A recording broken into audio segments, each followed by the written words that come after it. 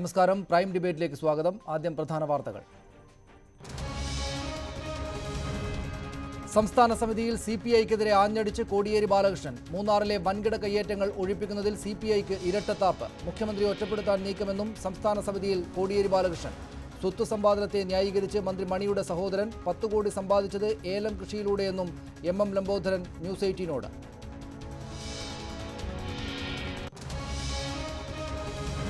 വിദ്യാഭ്യാസ വായ്പാ തിരിച്ചടവിന് സഹായ പദ്ധതിയുമായി സർക്കാർ. 6 ലക്ഷം രൂപ വരെ വാർഷിക വരുമാനമുള്ളവർക്ക് സഹായം. സംസ്ഥാനത്ത് വ്യാജ മദ്യവിൽപ്പന കൂടിയെന്ന് എക്സൈസ് മന്ത്രി. ചരിത്ര സ്മരണ ഉണർത്തി പഴയ നിയമസഭാ ഹാളിൽ മലയാള ഭാഷാ ബിൽ അവതരണം. ഡൽഹിയിലെ തോൽവിക്ക് പിന്നാലെ ആം ആദ്മി പാർട്ടിയിൽ നേതാക്കളുടെ കൂട്ടരാജി. സഞ്ജയ് സിംഗും ദിലീപ് പാണ്ഡെയും രാജിവെച്ചു. ഒഴിഞ്ഞത് പഞ്ചാബിന്റെയും ഡൽഹിയുടെയും പാർട്ടി ചുമതലക്കാർ. വോട്ടിംഗ് യന്ത്രത്തിന്റെ പിഴവല്ല, പാർട്ടിയുടെ തോൽവിയുടെ കാരണമാണ് കണ്ടെത്തേണ്ടത് എന്ന് MP ഭഗവത് മാൻ.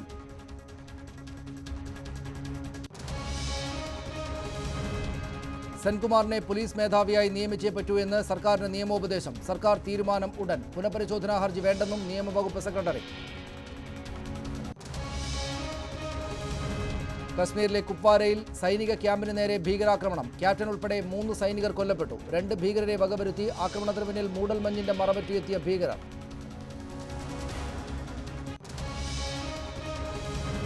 ഫിഫ അണ്ടർ 17 ലോകകപ്പിനുള്ള കൊച്ചിയിലെ ഒരുക്കത്തിൽ കേന്ദ്രത്തിനും അതൃപ്തി. തയ്യാറെടുപ്പിൽ കേരളം ഏറെ പിന്നിലെന്ന് കായികമന്ത്രി വിജയ് ഗോയൽ. ഇംഗ്ലീഷ് പ്രീമിയർ ലീഗിൽ ഇന്ന് മാഞ്ചസ്റ്റർ യുദ്ധം. IPLൽ ഗുജറാത്തിനെതിരെ ബാംഗ്ലൂരിന് തകർച്ച.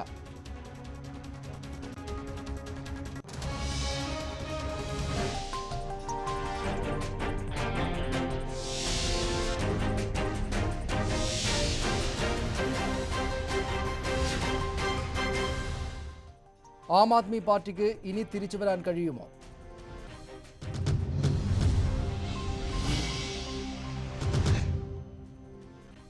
ഡൽഹിയിലെ കനത്ത തോൽവിക്ക് പിന്നാലെ ആം ആദ്മി പാർട്ടിയിൽ നേതാക്കളുടെ കൂട്ടരാജി. സഞ്ജയ് സിംഗ് പഞ്ചാബിന്റെയും ദിലീപ് പാണ്ഡെ ഡൽഹിയുടെയും ചുമതലയിൽ നിന്ന് രാജിവെച്ചു. വോട്ടിംഗ് യന്ത്രങ്ങളിലെ പിഴവുകൾ കണ്ടെത്തുന്നതിന് പകരം പാർട്ടിയുടെ തോൽവിക്കുള്ള കാരണങ്ങളാണ് കണ്ടെത്തേണ്ടത് എന്ന് AAP-MP ഭഗവത് മാൻ ചൂണ്ടിക്കാട്ടി.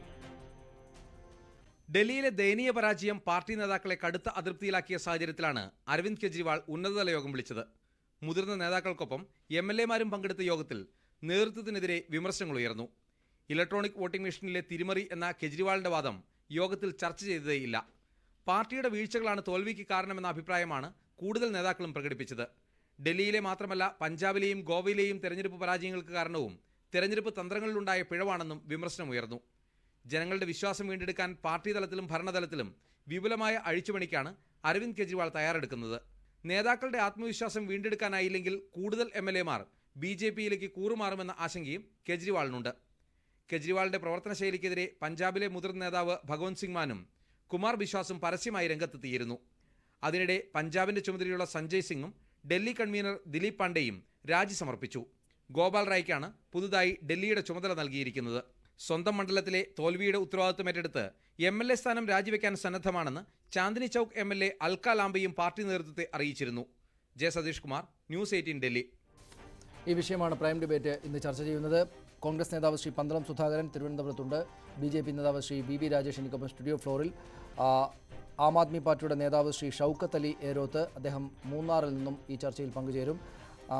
ആം ആദ്മി പാർട്ടിയുമായി മുമ്പ് സഹകരിച്ച് പ്രവർത്തിച്ചിരുന്ന ഇപ്പോൾ മാധ്യമപ്രവർത്തകരും രാഷ്ട്രീയ നിരീക്ഷകരുമായ ശ്രീ സന്തോഷ് ജോയി ഡൽഹി സ്റ്റുഡിയോയിൽ നിന്ന്, CPM നേതാവ് ശ്രീ മുഹമ്മദ് റിയാസ് കോഴിക്കോട് നിന്നും ഈ ചർച്ചയിൽ ചേരും. ആദ്യം ശ്രീ സന്തോഷ് ജോയി, എന്തുകൊണ്ടാണ് ഈ തിരിച്ചടി ഉണ്ടായത് ആം ആദ്മി പാർട്ടിക്ക്? അവർക്ക് തിരിച്ചു വരാവുന്ന തിരിച്ചടിയാണോ ഇന്നലെ ഡൽഹിയിൽ നിന്നും കിട്ടിയിട്ടുള്ളത്?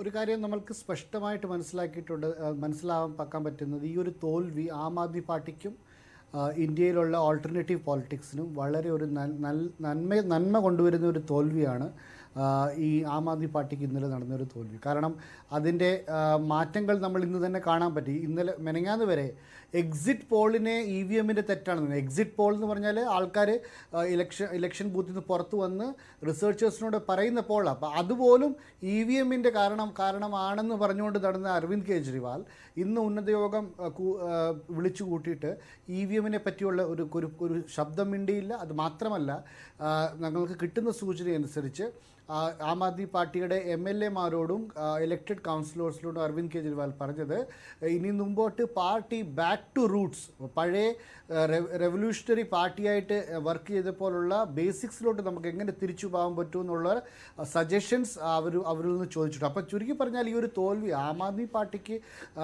നന്മയ്ക്ക് വേണ്ടി ഉണ്ടായ തോൽവിയാണ്. പക്ഷേ ഇതിൻ്റെ കാരണങ്ങൾ എന്തുവാണെന്ന് ചോദിച്ചാൽ ഇതിൻ്റെ കാരണങ്ങളും അരവിന്ദ് കെജ്രിവാൾ തന്നെയാണ്. ഞങ്ങൾ 2013 കഴിഞ്ഞ് 6 മാസത്തേക്ക് ജോലി വിട്ട് 6 മാസത്തേക്ക് വോളണ്ടിയറായിട്ട് വർക്ക് ചെയ്ത ഒരു ഏകദേശം 30 ജേർണലിസ്റ്റുകളിൽ ഒരു ജേർണലിസ്റ്റായിരുന്നു ഞാൻ. ജോലി രാജിവെച്ചു. അരവിന്ദ് കെജ്രിവാളിൻ്റെ കൂടെ 6 മാസം വോളണ്ടിയറായിട്ട് വർക്ക് ചെയ്ത പല ജേർണലിസ്റ്റുകളുണ്ട് ഡൽഹിയിൽ. അവർ അന്ന് ഞങ്ങളോട് പറഞ്ഞിരുന്നത് 4 വിഷയങ്ങളുടെ എഗെയിൻസ്റ്റാണ് ആം ആദ്മി പാർട്ടി നിൽക്കുന്നത്. 3 C's and 1 F: corruption, communalism, casteism and favouritism. പക്ഷേ ഈ 2 വർഷത്തെ റൂളിൽ നമ്മൾ കാണുന്നത് കറപ്ഷൻ, BJP പ്രൊപ്പഗേണ്ട കുറേ ഉണ്ട്. അത് മാത്രമല്ല, പക്ഷേ അതിനല്ലാതെ അപ്പോയിൻമെൻറ്റിലും പല കറപ്ഷൻ്റെ കാരണങ്ങൾ ഇപ്പോൾ കാണാൻ തുടങ്ങി. അത് മാത്രമല്ല, കാസ്റ്റിസം, ഇലക്ഷനകത്ത് ടിക്കറ്റ്സ് കൊടുക്കാനുള്ള പല ഫേവറിറ്റിസം കാണുന്നുണ്ട്. പിന്നെ മറ്റൊരു വിഷയം, അരവിന്ദ് കെജ്രിവാൾ ധൃതിയിൽ ഒരു നരേന്ദ്രമോദി ആയി മാറണമെന്നുള്ളൊരു ആഗ്രഹത്തോടാണ് ഈ കഴിഞ്ഞ 2 വർഷം ഡൽഹി റൂൾ ചെയ്തിരുന്നത്. ഒരുപക്ഷെ നമ്മൾ മീഡിയ പ്രൊപ്പഗൻഡയിൽ കാണുമ്പോൾ നമ്മൾ കോൺഫ്രണ്ട് ചെയ്താൽ ഒരുപക്ഷെ മീഡിയയൊക്കെ നമ്മൾ സംസാരിക്കുമ്പോൾ മോദിയെ പറ്റി നമ്മൾ റെഗുലർ പറഞ്ഞുകൊണ്ടിരുന്നാൽ നമ്മളെ മോദിയായിട്ട് നമ്മൾ ഇക്വേറ്റ് ചെയ്യുകയോ ഒരുപക്ഷെ മോദിയുടെ ഒരു ഓൾട്ടർനേറ്റീവായി നമ്മളെ നാഷണൽ മീഡിയ മാത്രമല്ല ജനങ്ങളും കാണുമെന്നുള്ളൊരു ആകാംക്ഷയോടാണ് അരവിന്ദ് കെജ്രിവാൾ ആ ഒരു പ്രൊപ്പഗൻഡയ്ക്ക് പോയത്.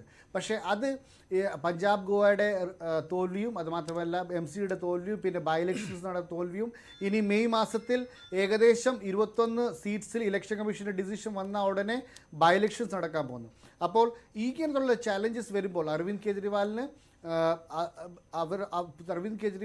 മുമ്പോട്ടുള്ള നീക്കം വരുത്തണമെന്നുള്ളൊരു ഒരു സൂചനയാണ് അരവിന്ദ് കെജ്രിവാൾ ഇന്ന് MLA കൊടുത്തത്. തീർച്ചയായും അങ്ങനെ ഒരു പോസിറ്റീവായിട്ടുള്ള സൂചനയായിട്ട് വായിച്ചെടുക്കാവുന്ന സംഗതി ആ പാർട്ടിയെ സംബന്ധിച്ചിടത്തോളം ഉണ്ട്. ശ്രീ ഷൗക്കത്ത് അലി അരോത്ത്, പോസിറ്റീവായിട്ട് കാണാവുന്ന സാഹചര്യങ്ങൾ ഇപ്പോൾ മുന്നിലുണ്ടോ? ഇപ്പോൾ കാര്യങ്ങൾ തിരിച്ചറിഞ്ഞിട്ടുണ്ട്. ഇലക്ട്രോണിക് വോട്ടിംഗ് മെഷീൻ്റെ തകരാറ് കൊണ്ടാണ് ഞങ്ങൾക്കുണ്ടാകുന്ന തിരിച്ചടി എന്ന് ആവർത്തിച്ച് പറഞ്ഞതുകൊണ്ടായില്ല. രാഷ്ട്രീയം പാർട്ടി എന്ന നിലയിൽ വേരുകളിലേക്ക് താഴെ തട്ടിലേക്ക് പോയി പ്രവർത്തിച്ച് വീണ്ടും തുടങ്ങണം എന്ന തോന്നൽ ആ പാർട്ടിക്കകത്തുണ്ടായിട്ടുണ്ട് എന്ന് പറയുന്നു ശ്രീ സന്തോഷ് ജോയ്. ഇപ്പോൾ പക്ഷേ വീണ്ടും ആ കാര്യങ്ങളെ തിരിച്ചറിഞ്ഞ് പിന്നോട്ട് പോയതുകൊണ്ട് കാര്യമുണ്ടോ? ആം ആദ്മി പാർട്ടിയെ തിരിച്ച് ശക്തിയിലേക്ക് എത്തിക്കാൻ സാധിക്കുന്ന അവസ്ഥ ഇപ്പോഴുണ്ടോ?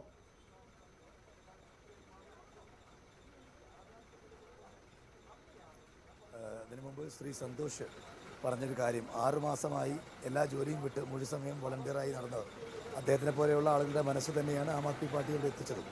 അദ്ദേഹത്തിന് ചില പരാതികളും ചില വിഷമതകളും ഉണ്ടായി എന്ന് അദ്ദേഹത്തിന് അങ്ങനെ ഒരു കൺഫ്യൂഷൻ ഉണ്ടായെന്ന് മനസ്സിലാക്കുന്നു. എനിക്കിതിൻ്റെ കൂടെ പറയാനുള്ളത്, ഞാൻ കഴിഞ്ഞ 4 വർഷമായി എൻ്റെ എല്ലാ പ്രവാസ ജീവിതവും വിട്ട് മുഴുസമയം ആം ആദ്മി പാർട്ടിക്ക് വേണ്ടി പണിയെടുക്കുന്ന ഒരാളാണ്. ഇതേപോലെ എല്ലാ ഡൽഹിയിലും പഞ്ചാബിലും ഗോവയിലൊക്കെ ഇലക്ഷന് വേണ്ടി പണിയെടുത്ത ഒരാളും കൂടിയാണ്. എനിക്ക് അദ്ദേഹത്തിന് കിട്ടിയ അതേ ഫീഡ്ബാക്ക് കിട്ടിയിട്ടില്ല എന്ന് കൂടെ പറയാനാണ് ഞാനത് പറഞ്ഞത്. ശരി, ഇവിടെ പറഞ്ഞു വരുന്നത് ആം ആദ്മി പാർട്ടി അദ്ദേഹം പറഞ്ഞൊരു വാക്ക്, എക്സിറ്റ് പോൾ വന്നതിപ്പം തന്നെ എക്സിറ്റ് പോൾ പോലും EVM ടാമ്പറിംഗ് ആണ് എന്ന് പറഞ്ഞത് എനിക്ക് അത്ഭുതം ഉണ്ടാക്കുന്നുണ്ട്. അങ്ങനെയൊന്നും പറഞ്ഞിട്ടില്ല. അദ്ദേഹം പറഞ്ഞത് ഇലക്ഷൻ്റെ അന്ന് പോളിംഗ് നടക്കുന്ന ദിവസം വെറും 54% പോളിംഗ് മാത്രമല്ലേ നടന്നുള്ളൂ. അന്ന് തന്നെ പറഞ്ഞു ഇത് EVM ടാമ്പറിംഗ് വ്യാപകമായി ഉണ്ടായിട്ടുണ്ടെന്നുള്ള ട്വീറ്റ് അന്നാണ് വന്നത്. എക്സിറ്റ് പോൾ റിസൾട്ട് വന്നപ്പോൾ കേജ്രിവാൾ പറഞ്ഞത് എക്സിറ്റ് പോൾ റിസൾട്ട് പ്രകാരമാണ് നമ്മുടെ റിസൾട്ട് എങ്കിൽ ദേശവ്യാപകമായി പ്രക്ഷോഭം തുടങ്ങേണ്ട സമയമായിരിക്കുന്നു എന്ന് ഓർമ്മപ്പെടുത്തലാണ് ഉണ്ടാക്കിയത്. അല്ലാതെ സന്തോഷ് ഒന്നുകിൽ തെറ്റിദ്ധരിച്ച് പറഞ്ഞതാണ്, അല്ലെങ്കിൽ അത് എങ്ങനെയാണ് പറഞ്ഞത് എനിക്ക് മനസ്സിലാവുന്നില്ല. ഒന്ന്, പിന്നെ ആം ആദ്മി പാർട്ടിക്ക് വീഴ്ചകൾ ഉണ്ടായിട്ടില്ല, പൂർണ്ണമായും ശരിയായിട്ടാണ് പോയത്, കൃത്യമായിട്ട് നടന്നിട്ടുണ്ട് എന്ന് പറയാൻ ഞാൻ ആളല്ല. വളരെ ശൈശവാവസ്ഥ വിടാത്തൊരു പാർട്ടി എന്ന നിലയ്ക്ക് അതിൻ്റേതായ ചില പോരായ്മകളുണ്ട്. For example, Rajouri Garden, Manish Sisodia തന്നെ വളരെ കൃത്യമായി പറഞ്ഞിട്ടുണ്ട്. രജൗരി ഗാർഡനിൽ ജനങ്ങൾക്ക് അവരുടെ അമർഷം രേഖപ്പെടുത്തുകയാണ് ഉണ്ടായത്. വോട്ട് ചെയ്യാൻ പോലും ആളുകൾ വന്നിട്ടില്ല.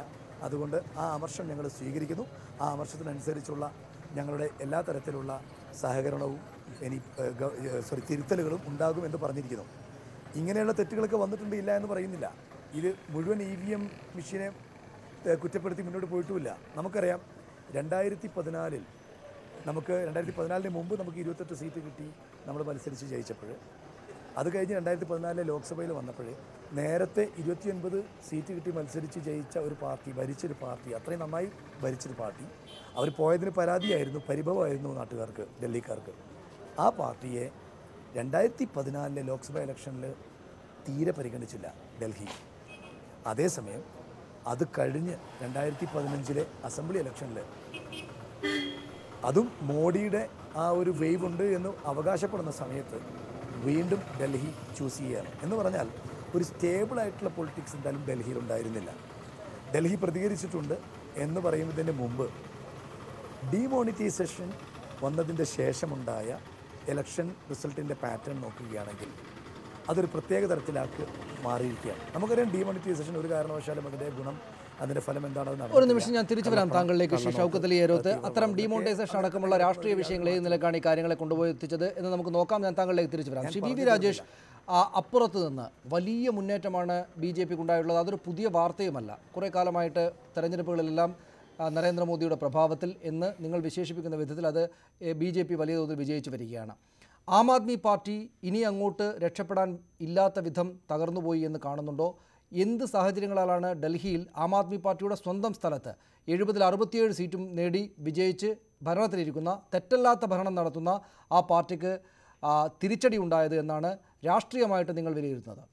ആം ആദ്മി പാർട്ടി തുടർന്നങ്ങോട്ട് ഏത് രീതിയിൽ പോകണം എന്ന് തീരുമാനിക്കേണ്ടത് അതിൻ്റെ നേതൃത്വമാണ്, അതിൻ്റെ നേതാക്കളാണ്, അതിൻ്റെ ഗവൺമെൻറ്റാണ്, അതിൻ്റെ മുഖ്യമന്ത്രിയാണ്. അവർ ജനങ്ങളുടെ മുമ്പാകെ ഏത് തരത്തിലാണ് അവരുടെ പ്രസ്ഥാനത്തെ പ്രസൻറ്റ് ചെയ്യുന്നത് അതനുസരിച്ചിട്ടായിരിക്കും ആ പ്രസ്ഥാനത്തിൻ്റെ ഭാവി. പക്ഷേ ഇതുവരെയുള്ള അവരുടെ പ്രവർത്തന പദ്ധതികൾ വച്ച് വിലയിരുത്തുകയാണെന്നുണ്ടെങ്കിൽ ഈ രീതിയിലാണ് ആ പാർട്ടി പോകുന്നതെങ്കിൽ ആ പാർട്ടിയുടെ എന്തായാലും ഭാവിയെക്കുറിച്ച് വളരെയധികം ആശങ്കപ്പെടേണ്ട, അവരുടെ നേതാക്കൾ, അവരുടെ പ്രവർത്തകർ ആശങ്കപ്പെടേണ്ട ഒരു കാലഘട്ടമാണ് ഉണ്ടായിരിക്കുന്നത്. കാരണം ഇന്ത്യയിലുള്ള മറ്റ് നിലവിലുള്ള ഒരൊറ്റ രാഷ്ട്രീയ പാർട്ടിയെയും പോലുള്ള ഒരു പശ്ചാത്തലത്തിലല്ല ആം ആദ്മി എന്നുള്ള ഒരു മുന്നേറ്റം ഇവിടെ ഇന്ത്യൻ രാഷ്ട്രീയത്തിലുണ്ടായത്. ഇപ്പോൾ ലാലു പ്രസാദ് യാദവ് അല്ലെങ്കിൽ മുലായം സിംഗൊക്കെ നേതൃത്വം നൽകുന്ന വ്യക്തിഗത പാർട്ടികൾക്കാണെങ്കിൽ അങ്ങനെ ഒരു പശ്ചാത്തലമുണ്ട്. ഇന്ത്യൻ നാഷണൽ കോൺഗ്രസിനും ഇടതുപക്ഷ പാർട്ടികൾക്കും BJPക്കും മറ്റ് ആശയപരമായ പശ്ചാത്തലവും രൂപം കൊണ്ട സാഹചര്യങ്ങളുമൊക്കെയുണ്ട്. ഇതൊന്നുമല്ലാതെ UPA ഗവൺമെൻറ് അഴിമതിക്കെതിരായി അന്നാ ഹസാരയുടെ വളരെ വലിയൊരു ശക്തി, അതിൻ്റെ പുറത്ത് യോഗേന്ദ്ര യാദവ്, പ്രശാന്ത് ഭൂഷൺ, അങ്ങനെ ഇല്ലെങ്കിൽ ബാബ രാംദേവ്, ഇങ്ങനെയുള്ള കുറേ ആൾക്കാരുടെ, വളരെ ഡൈനാമിക് ആയിട്ടുള്ള കുറേ ആൾക്കാരുടെ ശക്തിയിൽ ഉയർന്നു വന്ന ഒരു ജനമുന്നേറ്റം. അവിടെ അന്നാ ഹസാരയുടെ ഒരു സഹായിയായിട്ട്, ഒരു അനൗൺസറുമായിട്ടൊക്കെ നിന്ന അരവിന്ദ് കെജ്രിവാൾ അദ്ദേഹത്തിൻ്റെ ഒരു കൗശലത ഉപയോഗിച്ചുകൊണ്ട് അദ്ദേഹം ഒരു നെഗറ്റീവ് പൊളിറ്റിക്സിലൂടെ ഒരു മുന്നേറ്റത്തിന് രൂപം കൊടുക്കുകയും അതിനെ ഒരു രാഷ്ട്രീയ പാർട്ടി എന്നുള്ള രൂപത്തിലൊക്കെ വരികയൊക്കെ ചെയ്തു. ഒരിക്കലും പ്രായോഗിക തലത്തിൽ ജനാധിപത്യത്തിൽ അല്ലെങ്കിൽ ജനാധിപത്യ ഭരണവ്യവസ്ഥയിൽ ജനങ്ങൾക്ക് പ്രദാനം ചെയ്യാൻ സാധിക്കില്ല എന്ന് അറിയാവുന്ന കാര്യങ്ങൾ ജനങ്ങളുടെ ഇടയിൽ തികച്ചും അപ്രായോഗികമായി അവതരിപ്പിക്കുകയും ജനങ്ങളെ ഒരു സ്വപ്നലോകത്ത് കൊണ്ടുപോവുകയും ചെയ്തു. അത് വിശ്വസിച്ചുകൊണ്ട് ഒരു പരിധിവരെ ജനങ്ങൾ ഒരു അവസരം നൽകി. എന്നാൽ അതിൽ മുഖ്യമന്ത്രി ആയതിനു ശേഷം അവിടെ ഒതുങ്ങിയിരുന്നുള്ള വാക്യമാണ് ഉദ്ദേശിക്കുന്നത്, കൂടുതൽ സമയം ചെലവഴിച്ച് ഭരണം നടത്തുന്നതിന് പകരം അദ്ദേഹത്തിൻ്റെ ഉള്ളിൽ കൾട്ടിവേറ്റ് ചെയ്ത ഒരു നെഗറ്റീവ് കൾച്ചറുണ്ട്. ആ നെഗറ്റീവ് കൾച്ചർ ഓരോ നിമിഷവും ഇങ്ങനെ പ്രതിഫലിപ്പിച്ചു കൊണ്ടിരുന്നു. നരേന്ദ്രമോദിയെപ്പോലെ ഏകദേശം ഒരു 10-60-70 വർഷം പാരമ്പര്യമുള്ള ഒരു പ്രസ്ഥാനത്തിൻ്റെ നേതൃത്വത്തിൽ നിന്നുകൊണ്ട് രാജ്യത്തെ മുന്നോട്ട് കൊണ്ടുപോകുന്ന ഒരു വ്യക്തിയെ ഏത് നിമിഷവും അദ്ദേഹത്തിനെതിരെ പ്രചരണം നടത്തുക, ഗുജറാത്തിൽ പോയി തെറ്റായ പ്രചരണം നടത്തുക, ഇല്ല എന്നുണ്ടെങ്കിൽ പഞ്ചാബിൽ പോയി തെറ്റായ പ്രചരണം നടത്തുക, ഈ ഗവൺമെൻറ് ഏതു തരത്തിൽ, അതായത് നരേന്ദ്രമോദിയെ നേരത്തെ ഇവിടെ പറഞ്ഞതുപോലെ വിമർശിച്ചുകൊണ്ട് നരേന്ദ്രമോദി ആകുവാനുള്ള ഒരു ശ്രമം നടത്തുന്നതിനിടയിൽ തന്നെ ജയിപ്പിച്ച ഡൽഹിയിലുള്ള ജനങ്ങളോടുള്ള പ്രതിബദ്ധത അരവിന്ദ് കെജ്രിവാളും അദ്ദേഹത്തിൻ്റെ ഏറാൻ മൂളികളായിട്ടുള്ള അണികളും മറന്നുപോയി എന്നുള്ളൊരു വസ്തുതയുണ്ട്. ഞാൻ തിരിച്ചു വരാം താങ്കളിലേക്ക്. ശ്രീ മുഹമ്മദ് റിയാസ്, എന്ത് കാരണങ്ങളാൽ ആം ആദ്മി പാർട്ടി തോറ്റു എന്ന് ആ പാർട്ടിയും ആ പാർട്ടിയെ ശ്രദ്ധിക്കുന്ന രാഷ്ട്രീയ നിരീക്ഷകരും അടക്കമുള്ള ആളുകൾ ചർച്ച ചെയ്തുകൊണ്ടിരിക്കുന്ന സമയങ്ങളാണ്. തിരിച്ചു വരാനുള്ള ശ്രമം അരവിന്ദ് കെജ്രിവാൾ നടത്തി തുടങ്ങിയിട്ടുണ്ട്. ഇന്നത്തെ യോഗത്തിൽ അതിനുള്ള സൂചനകളുമുണ്ട് എന്ന് കാണുന്ന ആളുകളുമുണ്ട്. നോക്കൂ, അഴിമതി വിരുദ്ധത, സമൂഹത്തിലെ ഏറ്റവും താഴെത്തട്ടിലുള്ള ആളുകളുടെ പ്രശ്നങ്ങൾ മനസ്സിലാക്കി അതിനെ അഭിസംബോധന ചെയ്യൽ, അതൊക്കെ രാഷ്ട്രീയമായി വലിയ വിജയത്തിന് കാരണമായി 70-67 സീറ്റും കൊണ്ടുവന്ന് സർക്കാരുണ്ടാക്കി. വൈദ്യുതി ബില്ലിൻ്റെയും വെള്ളത്തിൻ്റെ ബില്ലിൻ്റെയും കാര്യത്തിൽ ജനങ്ങൾക്ക് അനുകൂലമായുള്ള നിലപാടുകൾ സ്വീകരിച്ച് ആവുന്ന വിധത്തിലൊക്കെ ഭരിച്ചുകൊണ്ട് മുന്നോട്ട് പോകുന്ന സർക്കാരിന് വലിയ തിരിച്ചടി ഉണ്ടായിട്ടുണ്ട്. രാജ്യത്തെമ്പാടും BJPയുടെ ഒരു രാഷ്ട്രീയം കൂടുതലായിട്ട് വ്യാപിക്കുന്നുണ്ട്. BJPക്ക് തെരഞ്ഞെടുപ്പ് വിജയങ്ങൾ ഉണ്ടാകുന്നുണ്ട്. അതിൻ്റെ പശ്ചാത്തലത്തിൽ മാത്രമായിട്ട് കണ്ടാൽ മതിയോ? അതായത് BJPയുടെ വ്യാപനം, അവരുടെ രാഷ്ട്രീയത്തിൻ്റെ വ്യാപനം, നരേന്ദ്രമോദി എന്ന വലിയ നേതാവിൻ്റെ പ്രഭാവം, അതിനകത്ത് ഉണ്ടായിരിക്കുന്ന സ്വാഭാവികമായിട്ടുള്ള പരാജയം എന്ന് കണ്ടാൽ മതിയോ? അല്ലെങ്കിൽ ആ പാർട്ടിക്ക് അതിൻ്റെ രാഷ്ട്രീയത്തിൽ തന്നെ ഉണ്ടായിരിക്കുന്ന കുഴപ്പം കൊണ്ട് തോറ്റു എന്നാണോ താങ്കളുടെ പാർട്ടി കണക്കാക്കുക?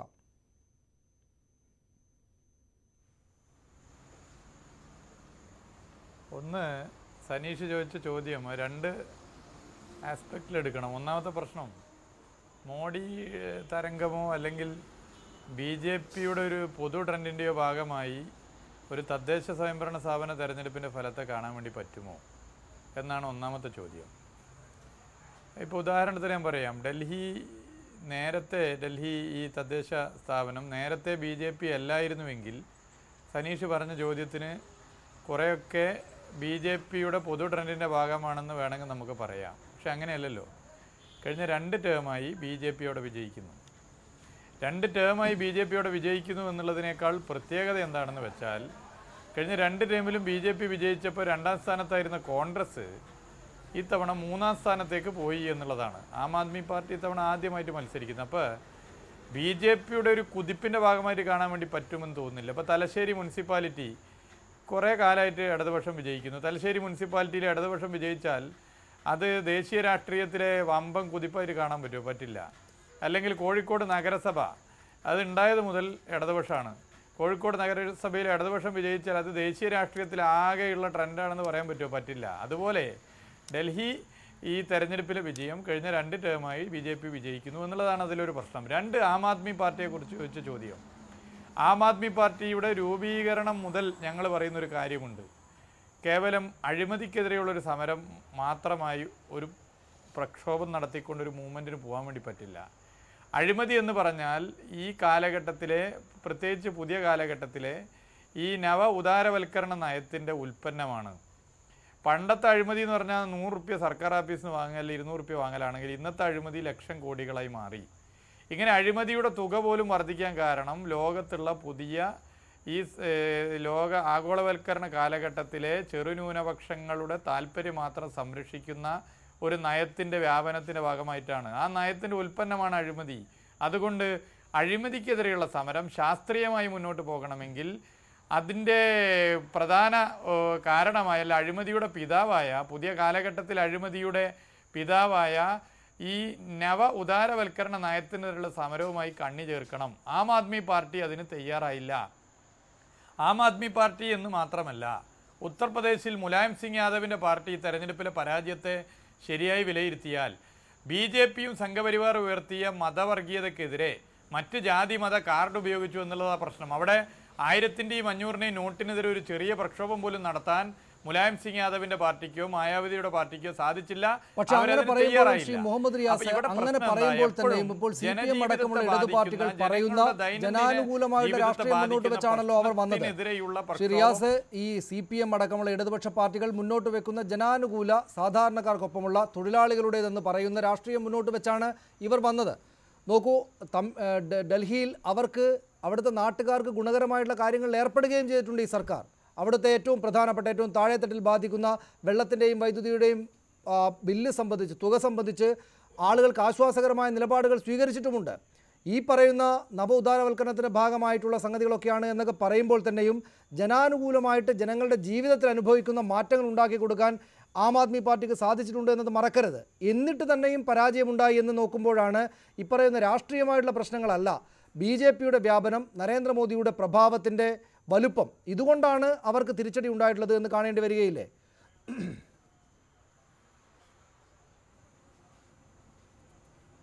അങ്ങനെ കാണാൻ പറ്റില്ല സനീഷെ. കാരണം ഞാൻ പറഞ്ഞുതരാം. ആം ആദ്മി പാർട്ടി സർക്കാർ ചില ജനോപകാരപ്രദമായ നിലപാടുകൾ ചെയ്തിട്ട് അതില്ല എന്ന് ഞങ്ങൾ പറയുന്നില്ല, കണ്ടില്ലെന്ന് നടിക്കുന്നില്ല. പക്ഷേ അത് സ്ഥായിയായി നിലനിൽക്കുമോ ഇല്ലയോ എന്നുള്ളതാണ് പ്രശ്നം. ഇപ്പോൾ തമിഴ്നാട്ടിലെ സർക്കാർ അരി കൊടുക്കുന്നുണ്ട്, അതുകൊണ്ട് എല്ലാമായി എന്ന് പറയാൻ പറ്റുമോ? പറ്റില്ല. ഇവിടെ ഞാൻ പറഞ്ഞുതരാം, പുതിയ ലോക രാഷ്ട്രീയ സാഹചര്യത്തെ വിലയിരുത്താതെ പോകാൻ വേണ്ടി പറ്റില്ല. എന്താണ് ഇടതുപക്ഷവും ആം ആദ്മി പാർട്ടിയുടെ വ്യത്യാസം? ഇപ്പോൾ കേരളത്തിലെ ഇടതുപക്ഷ ജനാധിപത്യ മുന്നണിയുടെ ഗവൺമെൻറ്, ആ ഗവൺമെൻറ്റിനെ ഞങ്ങൾ ഈ ലോകത്ത് തന്നെ പുതിയ കാലഘട്ടത്തിലെ നവ ഉദാരവൽക്കരണ നയത്തിനെതിരെയുള്ള പ്രക്ഷോഭത്തിൻ്റെ ഒരു പ്രതീകമായിട്ടാണ് ഞങ്ങൾ അവതരിപ്പിക്കുന്നത്. ആ ഗവൺമെൻറ് ഒരു പാഠപുസ്തകമാണ്. ഇന്ത്യയിലെ മറ്റു സംസ്ഥാനങ്ങളിലെ ജനങ്ങൾക്കും സർക്കാരുകൾക്കും എങ്ങനെയാണ് ഒരു ഫെഡറൽ സംവിധാന രാജ്യത്ത് ആ ഫെഡറൽ സംവിധാനത്തിൻ്റെ പരിമിതിക്കകത്ത് നിന്നുകൊണ്ട് കേന്ദ്ര ഗവൺമെൻറ് പിന്തുടരുന്ന നയത്തിന് ബദലായി ഒരു സംസ്ഥാന ഗവൺമെൻറ്റിന് മഹാഭൂരിപക്ഷം വരുന്ന സാധാരണ ജനവിഭാഗങ്ങളുടെ ജീവിതത്തിന് ദുസ്സഹമാകുന്ന നയത്തിന് ബദലായി നിൽക്കാൻ വേണ്ടി പറ്റുമെന്ന് കാണിച്ചു കൊടുക്കുന്ന അല്ലെങ്കിൽ പഠിപ്പിച്ചു കൊടുക്കുന്ന ഒരു പാഠപുസ്തകമാണ് ഇടതുപക്ഷ പ്രസ്ഥാനത്തെ സംബന്ധിച്ചിടത്തോളം ഒരു ഭരണം. പക്ഷേ ആം ആദ്മി പാർട്ടിയുടെ ഭരണം സനീഷ് പരിശോധിച്ചാൽ വൈകാരിക പ്രകടനങ്ങളോ അല്ലെങ്കിൽ പെട്ടെന്ന് സ്പോണ്ടേനിയസ് ആയിട്ടുള്ള ചില നിലപാടിനപ്പുറത്തേക്ക് ശാസ്ത്രീയമായി പുതിയ കാലഘട്ടത്തിലെ രാഷ്ട്രീയത്തെ പരിശോധിക്കാനും അപഗ്രഥിക്കാനും വിലയിരുത്താനും അതിലൂടെ നിലപാടുകൾ കൈക്കൊണ്ട് മുന്നോട്ട് പോകാനും ആം ആദ്മി പാർട്ടിക്ക് സാധിക്കുന്നില്ല. അത് തന്നെയാണ് പ്രശ്നം. അങ്ങനെ സാധിക്കാതിരിക്കുമ്പോൾ അത് ഒരു മാരത്തോൺ ഓട്ടത്തിലെ ആദ്യ 500 മീറ്റർ നന്നായി ഓടി പിന്നീട് കിതച്ച് വഴിയിൽ വീഴുന്നതിന് തുല്യമായി മാറുന്നു. അതാണ് പ്രശ്നം. അതാണ് ഞാൻ രാഷ്ട്രീയത്തെ നേരിടാൻ പന്തളം സുധാകരൻ അദ്ദേഹം പറഞ്ഞു നിർത്തിയതുപോലെ ഇത് ഇടവേളയിൽ ഒരു അത്ഭുതം മാത്രമായിട്ട് ആം ആദ്മി പാർട്ടി അസ്തമിച്ച് ഇല്ലാതായി പോകുമോ? കോൺഗ്രസ് അതിൻ്റെ ചരിത്രത്തിലെ ഏറ്റവും വലിയ അഴിമതിയിൽ ഏർപ്പെട്ടുകൊണ്ടിരുന്ന ഒരു സർക്കാരിൻ്റെ കാലത്തിന് ശേഷം അഴിമതി വിരുദ്ധത പ്രധാനപ്പെട്ട രാഷ്ട്രീയ തീമായിരുന്ന സാഹചര്യത്തിൽ അവരതുമായി മുന്നോട്ട് വന്നു. പക്ഷേ അപ്പോൾ തന്നെയും അതിനെ മുന്നോട്ട് കൊണ്ടുപോകാൻ ശ്രീ മുഹമ്മദ് റിയാസ് പറഞ്ഞു നിർത്തിയതുപോലെ രാഷ്ട്രീയമായിട്ടുള്ള ഈ പറയുന്ന ഐഡിയോളജിക്കലായിട്ടുള്ള ബലമോ ഏതെങ്കിലും തരത്തിലുള്ള രാഷ്ട്രീയം മുന്നോട്ട് വെച്ചുകൊണ്ടുള്ള അതിൻ്റെ അടിത്തറയിൽ നിന്നുകൊണ്ടുള്ള ഒരു സംഘടനാ കെട്ടിപ്പടുക്കലോ ഉണ്ടായിരുന്നില്ല. അതുകൊണ്ട് ആം ആദ്മി പാർട്ടി എന്നത് ഈ ഇടവേളയിലെ കോൺഗ്രസ് കഴിഞ്ഞ് BJP വരുന്ന കാലത്തെ ഒരു ഇടവേളയിലെ അത്ഭുതം മാത്രമായിട്ട് അങ്ങ് അസ്തമിച്ചില്ലാതായി പോകും എന്നതിനുള്ള തെളിവായിട്ട് താങ്കൾ ഈ ഡൽഹി മുനിസിപ്പൽ കോർപ്പറേഷൻ തെരഞ്ഞെടുപ്പ് വിധിയെ കാണുന്നുണ്ടോ? ഇന്ത്യൻ നാഷണൽ കോൺഗ്രസിനെ സംബന്ധിച്ചിടത്തോളം ഒരു രാഷ്ട്രീയ പാർട്ടിയും തകർന്ന തരിപ്പണമാകണമെന്ന് ആഗ്രഹിക്കുന്നില്ല. പ്രത്യേകിച്ച് ജനാധിപത്യ മൂല്യങ്ങൾ ഉയർത്തിപ്പിടിക്കുന്ന മതേതര കക്ഷികൾ. പക്ഷേ ഇവിടെ ഇപ്പോൾ അവിടെ ഇത് അങ്ങനെയാണ് സംഭവിച്ചിരിക്കുന്നത്. കാരണം വളരെ പെട്ടെന്ന് ഒരു സുപ്രഭാതത്തിൽ ഉദിച്ചുയർന്ന് ഈ കാലഘട്ടത്തിൻ്റെ വികാരം പ്രകടിപ്പിച്ചുകൊണ്ട് ചെറുപ്പക്കാരെ ആബാലവൃദ്ധം ജനങ്ങളെ അങ്ങനെ തന്നെ പറയാം ആബാലവൃദ്ധം ജനങ്ങളെ ആകർഷിച്ച ഒരു രാഷ്ട്രീയ പാർട്ടിയുടെ ഉദയമായിരുന്നു ശ്രീ കേജ്രിവാളിൻ്റെ നേതൃത്വത്തിലുണ്ടായിരുന്ന ആം ആദ്മി പാർട്ടി. യഥാർത്ഥത്തിൽ കോൺഗ്രസിനെ പോലും അക്ഷരാർത്ഥത്തിൽ പേടിപ്പിച്ചു. ഇടതുപക്ഷത്തെ പേടിപ്പിക്കേണ്ട കാര്യമില്ല, അവിടെ ഇല്ലാത്ത ഒരു സംഗതി ആയതുകൊണ്ട്. പക്ഷേ കോൺഗ്രസിനെ പോലും അല്ലെങ്കിൽ BJP പോലും വിറപ്പിച്ച ആ രാഷ്ട്രീയ പ്രസ്ഥാനം, പ്രത്യേകിച്ച് മോഡി അതിൻ്റെ എല്ലാ ശക്തിയും പ്രകടിപ്പിച്ചുകൊണ്ട് കഴിഞ്ഞ പാർലമെൻറ്റ് തിരഞ്ഞെടുപ്പിൽ കൊടുങ്കാറ്റ് പോലെ വന്ന സന്ദർഭത്തിൽ കോൺഗ്രസിനെ കടപുഴക്കി താഴ്ത്തി ഇട്ട ആ സന്ദർഭത്തിൽ അത് തുടർന്ന് വന്ന നിയമസഭാ തെരഞ്ഞെടുപ്പിൽ പോലും വമ്പിച്ച ഭൂരിപക്ഷത്തോടു കൂടി കേജ്രിവാൾ അധികാരത്തിൽ വന്നപ്പോൾ സത്യം പറഞ്ഞാൽ എല്ലാ രാഷ്ട്രീയ നിരീക്ഷകരും മാത്രമല്ല ജനങ്ങൾ മുഴുവൻ കോൺഗ്രസ് എല്ലാവരും ഒരു വളരെ അത്ഭുതത്തോടു കൂടിയാണ് ആം ആദ്മിയെ കണ്ടിരുന്നതെന്നുള്ള സത്യമാണ്. പക്ഷേ ഇന്നിപ്പോൾ മാധ്യമങ്ങളിലൂടെ റിപ്പോർട്ട് ചെയ്തതിൻ്റെ അടിസ്ഥാനത്തിൽ ഇന്നലെ നടന്ന തെരഞ്ഞെടുപ്പിൻ്റെ റിസൾട്ടിൻ്റെ അടിസ്ഥാനത്തിൽ ഒരു കുമിള പോലെയായി മാറിയോ ഈ ആം ആദ്മി പാർട്ടി എന്ന് ചിന്തിക്കേണ്ടിയിരിക്കുന്നു. ഒന്ന്, ഒരു വികാരത്തിൻ്റെ അടിസ്ഥാനത്തിൽ പെട്ടെന്ന് പൊട്ടിമുളച്ച് സ്ഥിരമായി നിലനിൽക്കാൻ കഴിയുന്ന ചില ചെടികളുണ്ടല്ലോ, വളരെ നോക്കി നിൽക്കെ വളരും, പെട്ടെന്ന് പട്ടുപോകും. ആ നിലയിലേക്ക് യഥാർത്ഥത്തിൽ ഈ ആം ആദ്മി പാർട്ടി വന്നിരിക്കുന്നു.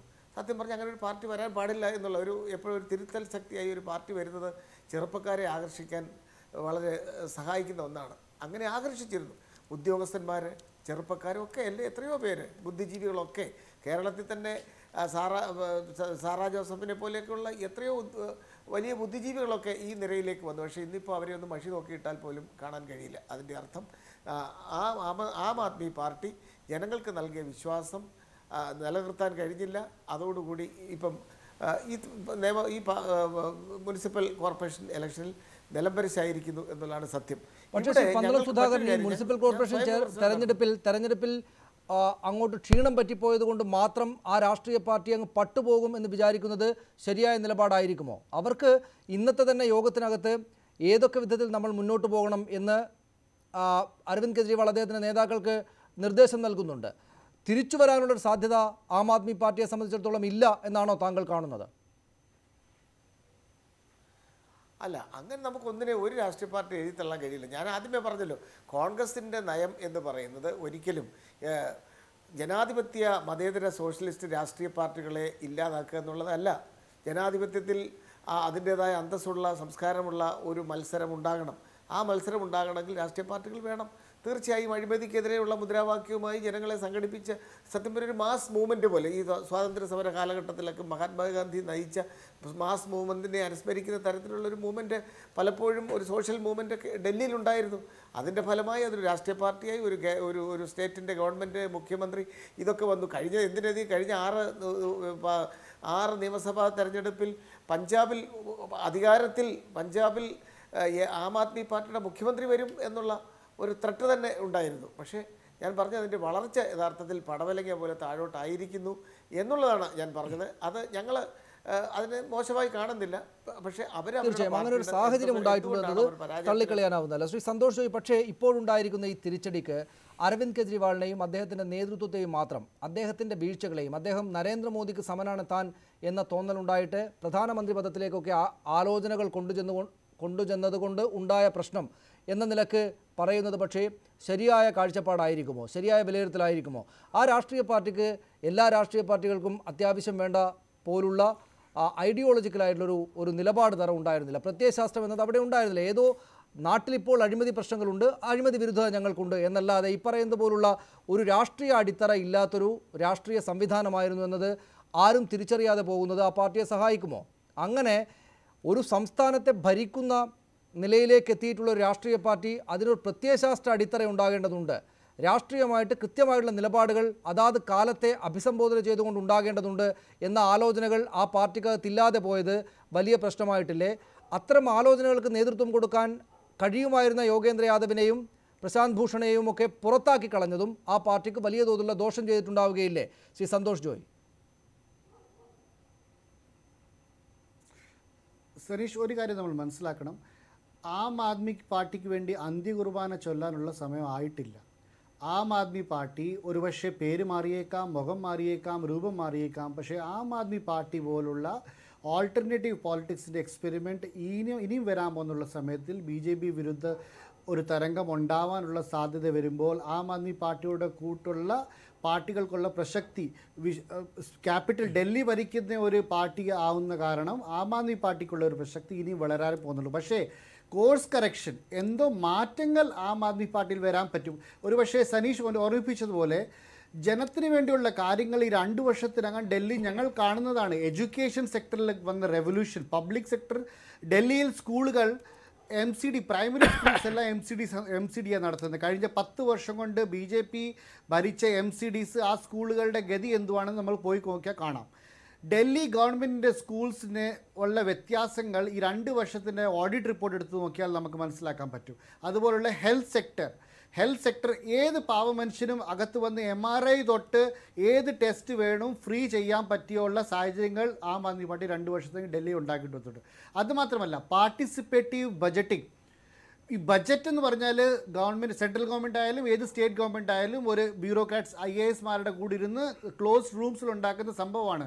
ആം ആദ്മി പാർട്ടിയുടെ MLAമാർ വില്ലേജസിൽ പോയി, റൂറൽ ഏരിയാസിൽ പോയി, അർബൻ സെൻറ്റേഴ്സിൽ പോയിട്ട് ആൾക്കാരെ ഇരുത്തി ഒന്നിച്ചാണ് 2 വർഷം ബജറ്റ്സ് വന്നത്.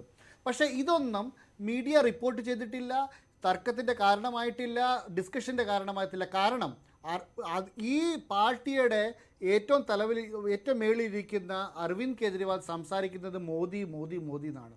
അപ്പോൾ മീഡിയ സംസാരിക്കുന്നതും ആം ആദ്മി പാർട്ടി അറിയപ്പെടുന്നത് ഒരു anti മോദി എസ്റ്റാബ്ലിഷ്മെൻ്റ് ആണെന്ന് അങ്ങ് മാറിപ്പോയി. അതുകൊണ്ട് ഈ പ്രോ പീപ്പിൾ പോളിസീസ് ഒന്നും ആൾക്കാരുടെ ലൈറ്റിൽ വന്നിട്ടില്ല. ഈ ആം ആദ്മി പാർട്ടി ഒരു ആക്ടിവിസ്റ്റ് ഓർഗനൈസേഷനിൽ നിന്ന് ഒരു റൂളിംഗ് ഓർഗനൈസേഷനിൽ മാറുന്നതിൽ ഒരു ഇവോൾവിംഗ് പ്രോസസ്സുണ്ട്. മീര സാനിയാലിൻ്റെ കൂട്ടുള്ള ബാങ്ക് സിഇഒസ് സപ്പോർട്ട് ചെയ്ത് ടെലിവിഷൻ തൊട്ട് റാലീസിൽ സംസാരിച്ച ഒരു പാർട്ടിയാണിത്. എന്തുകൊണ്ട് അവരൊക്കെ വിട്ടുപോയി? എന്തുകൊണ്ട് അവർ ഈ പാർട്ടിയുടെ കൂടെ നിൽക്കുന്നില്ല? കാരണം ഇവർക്ക് ആർക്കും ഒരു ഒരു ഒരു ഒരു ഒരു അരവിന്ദ് കെജ്രിവാളിന്റെ കൂടെ നിൽക്കാനുള്ള അവർക്ക് ഈ പറയുന്ന പ്രശ്നങ്ങൾ ഉണ്ടായിട്ടുണ്ട്. രാഷ്ട്രീയമായിട്ട് അദ്ദേഹം നരേന്ദ്രമോദിക്ക് സമാനനെന്നല്ല, നരേന്ദ്രമോദിയാണ് എതിർക്കേണ്ടത് ഏറ്റവും പ്രധാനമായിട്ടും എന്ന് തോന്നലുണ്ടായി. പക്ഷേ അതിനകത്തും അവിടെ ഭരണപരമായിട്ടുണ്ടാക്കിയ പോസിറ്റീവായിട്ടുള്ള കാര്യങ്ങൾ നാട്ടുകാർക്ക് മുന്നിൽ ഉണ്ട് താനും. അപ്പോൾ നമ്മൾ കാണേണ്ടുന്ന മറ്റൊരു കാര്യം, കോൺഗ്രസും BSP പോലുള്ള ചെറുകക്ഷികൾ അടക്കമുള്ള ആളുകളുടെ വോട്ട് ചേർത്ത് വെച്ചാൽ BJPക്ക് എതിരായിട്ട് നിൽക്കാനുള്ള ശക്തിയായിട്ട് അവിടെയുണ്ട്. അപ്പോൾ അവരുടെ രാഷ്ട്രീയമായിട്ടുള്ള മുൻഗണനാക്രമങ്ങളിൽ ചില പിഴവ് വന്നു എന്നതൊഴിച്ചാൽ അവരുണ്ടാക്കിയ ഗുണഫലങ്ങൾ അവിടെയുണ്ട് എന്നത് കാണാതിരിക്കരുത്. ഇന്നല്ലെങ്കിൽ നാളെ അവർക്ക് തിരിച്ചു വരാനുള്ള ഊർജ്ജം അത് നൽകുമായിരിക്കും. അല്ല സനീഷ, അവർ ഗുണഫലങ്ങൾ ഉണ്ടാക്കിയെങ്കിൽ ആ ഗുണഫലങ്ങളുടെ അതിൻ്റെയൊക്കെ ഗുണഭോക്താക്കൾ അവർക്ക് അനുകൂലമായിട്ട് വോട്ട് ചെയ്യണമല്ലോ. അവിടെ ഈ പറയുന്ന ഗുണഫലങ്ങളൊക്കെ തന്നെ അനുഭവിക്കാൻ അങ്ങനെ അവരുണ്ടാക്കിയിട്ടുണ്ടെങ്കിൽ അതിനിടയായിട്ടുള്ള ആൾക്കാരാണല്ലോ 2 ദിവസം വോട്ട് ചെയ്തത്.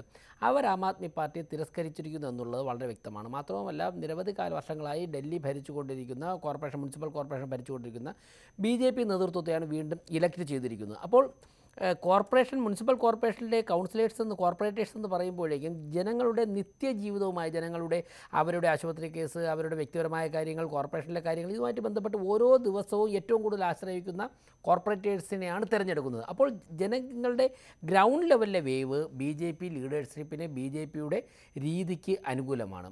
അതോടൊപ്പം തന്നെ മുകൾ തട്ടിൽ നോക്കിക്കഴിഞ്ഞാൽ നരേന്ദ്രമോദിക്കും BJPക്കും അനുകൂലമായിട്ട് രാജ്യവ്യാപകമായിട്ട് ഒരു വേവ് ഉണ്ടാകും. ഞാൻ ഈ പോയിൻ്റ് പറഞ്ഞത്, റിയാസിനെ ഇതൊന്ന് ഡൈവേർട്ട് ചെയ്യാൻ നോക്കി BJPക്ക് അത്തരത്തിലൊരു പഞ്ചായത്ത് ഇലക്ഷനിൽ വന്ന ഒരു വിധി വെച്ചുകൊണ്ട് BJPക്ക് ഒരു വേവ് ഉണ്ട് എന്ന് അനലൈസ് ചെയ്യാൻ പറ്റില്ല എന്ന് റിയാസ് പറഞ്ഞതുകൊണ്ടാണ് ഞാൻ പറയുന്നത്. ഉത്തർപ്രദേശിലെയും ഝാർഖണ്ഡിലെയും മണിപ്പൂരിലെയും ഒക്കെ തരംഗം വെച്ചിട്ട് റിയാസിനെ വിലയിരുത്താൻ സാധിക്കുമല്ലോ. അപ്പോൾ ഗ്രൗണ്ട് ലെവലിൽ BJP ലീഡർഷിപ്പാണ് ജനങ്ങളുമായി ഏറ്റവും ബന്ധപ്പെട്ട് നിൽക്കുന്നത്. മറ്റൊന്ന്, പ്രചരണ ദൃഷ്ടിയിൽ നോക്കിക്കഴിഞ്ഞാൽ നരേന്ദ്രമോദിയുടെ അമിത്ഷായുടെ നേതൃത്വത്തിൽ BJPയുടെ ഗവൺമെൻറ് നടപ്പിലാക്കുന്ന കാര്യങ്ങളും അതോടൊപ്പം തന്നെ സംഘടനാ തലത്തിൽ ഇന്നലെ അമിത്ഷാ നക്സൽബാരി പ്രദേശങ്ങൾ 35-40 വർഷം കൊണ്ട് റിയാസിൻ്റെ പാർട്ടി ഭരിച്ച് ദരിദ്രമാക്കിയ പശ്ചിമ ബംഗാളിലെ നക്സൽബാരി പ്രദേശങ്ങളിലെ ദരിദ്ര നാരായണന്മാരുടെ വീട്ടിൽ അന്തി ഉറങ്ങി അവിടെ ഇന്നലെ ഒരു ബൂത്തിലാണ് അദ്ദേഹം താമസിച്ചത്. അങ്ങനെ സംഘടനാ തലത്തിൽ ഞങ്ങൾ നടത്തുന്ന പ്രചരണങ്ങൾ, ഇത്തരം കാര്യങ്ങൾ കൊണ്ട് കേരളം ഉൾപ്പെടെയുള്ള സംസ്ഥാനങ്ങളിൽ ഒരു BJPക്ക് അനുകൂലമായി ഒരു വേവ് ഉണ്ട്. ആ വേവ് കൂടുതൽ പടർത്തുവാനും ആ വേവ് തന്നെ നിലനിർത്തുവാനുമുള്ള പദ്ധതികളാണ് ഞങ്ങൾ ആവിഷ്കരിച്ചു കൊണ്ടിരിക്കുന്നത്. അതൊരു യാഥാർത്ഥ്യമാണ്. ആ യാഥാർത്ഥ്യം അംഗീകരിക്കാതിരിക്കാൻ സാധിക്കില്ല. ഇനി ഞാൻ ഓരോ കാര്യം കൂടി പറയട്ടെ. ഈ എന്തെങ്കിലും പറയുമ്പോഴേക്കും റിയാസ് നവ ഉദാരവൽക്കരണം എന്നൊക്കെ പറഞ്ഞിട്ട് ഒരു പകുതി ആൾക്കാർക്ക് പോലും മനസ്സിലാവാത്ത കുറേ കാര്യങ്ങൾ പറഞ്ഞ് സമയം കളയരുത്. ഈ നവ ഉദാരവൽക്കരണത്തിനൊക്കെ എതിരായിട്ട് നിൽക്കുന്ന ആൾക്കാരല്ലോ ഇടതുപക്ഷം. ഈ ലംബോദരൻ ഭൂമി വെട്ടിപ്പിടിച്ചതും അല്ലല്ല, ഞാൻ പോകുന്നില്ല, ഇതൊക്കെ തന്നെ അല്ല. അതുകൊണ്ട് അഴിമതിയെക്കുറിച്ച് പറയുമ്പോഴേക്കും ഇങ്ങനെയുള്ള ഒരുപാട് ജനങ്ങൾക്ക് മനസ്സിലാവാത്ത കാര്യങ്ങൾ പറഞ്ഞ് അതാണ് അഴിമതി കാരണം മാനസികാവസ്ഥയാണ്. പക്ഷേ അപ്പോൾ തന്നെയും ഡൽഹിയിലെ സർക്കാരിനെ ഭരിക്കാനുള്ള അധികാരം അവർക്ക് ഉപയോഗിക്കാനാകാത്ത വിധത്തിൽ ബുദ്ധിമുട്ടിച്ചില്ലേ കേന്ദ്ര സർക്കാർ എന്ന ചോദ്യം കൂടെ അതുമായി ബന്ധപ്പെട്ട് നിരീക്ഷിക്കുന്ന രാഷ്ട്രീയ നിരീക്ഷകർ ഉയർത്തുന്നുണ്ട്. അതിലേക്ക് തിരിച്ചു വരാം ഇടവേളയ്ക്ക് ശേഷം.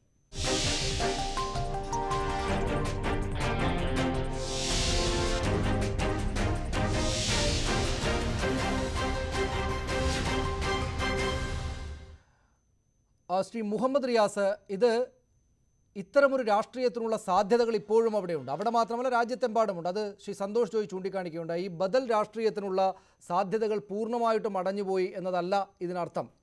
അതിനുള്ള തെളിവല്ല ഈ തെരഞ്ഞെടുപ്പിലെ ആം ആദ്മി പാർട്ടിയുടെ തോൽവി. അത് രാഷ്ട്രീയമായിട്ട് തൻ്റെ മുൻഗണനകൾ ക്രമങ്ങൾ എന്താണെന്നറിയാതെ പോയൊരു നേതാവിനുണ്ടായിട്ടുള്ള വീഴ്ചയാണ്. ആ പാർട്ടിക്കകത്ത് നിന്ന് രാഷ്ട്രീയമായിട്ട് ചിന്തിക്കുന്ന പല ആളുകളും ഇറങ്ങിപ്പോയതിൻ്റെ പ്രശ്നങ്ങളാണ്. പിന്നീട് മറ്റു രാഷ്ട്രീയ താല്പര്യങ്ങളുള്ള ആളുകൾ ഇപ്പോൾ തെരഞ്ഞെടുപ്പിൽ തോൽവി ഉണ്ടാകുന്നു എന്ന് കണ്ടതോടുകൂടി ഇട്ടിറങ്ങി മറ്റു രാഷ്ട്രീയ പാർട്ടികളിലേക്ക് പോകുന്നതിൻ്റെ പ്രശ്നമാണ്. ഒപ്പം BJP ആ പാർട്ടിയെ ബുദ്ധിമുട്ടിക്കുന്നതിൻ്റെ, രാഷ്ട്രീയമായി ബുദ്ധിമുട്ടിക്കുന്നതിൻ്റെ, നേതാക്കളെ അടർത്തിയെടുത്ത് ബുദ്ധിമുട്ടിക്കുന്നതിൻ്റെ പ്രശ്നങ്ങളുണ്ട്.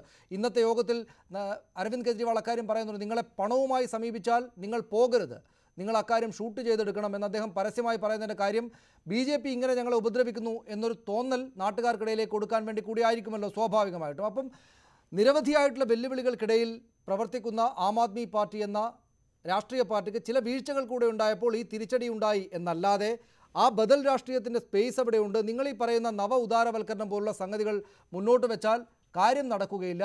അവർ പക്ഷേ തിരിച്ചു വരാനുള്ള കാര്യങ്ങൾ ആലോചിച്ചു കൊണ്ടിരിക്കുകയാണ് എന്ന്. അവർക്ക് തിരിച്ചു വരാനുള്ളൊരു സാധ്യതയുണ്ട്? ആം ആദ്മി പാർട്ടി വീണ്ടും വലിയ ശക്തിയായിട്ട് വരും എന്ന് താങ്കൾ കാണുന്നുണ്ടോ?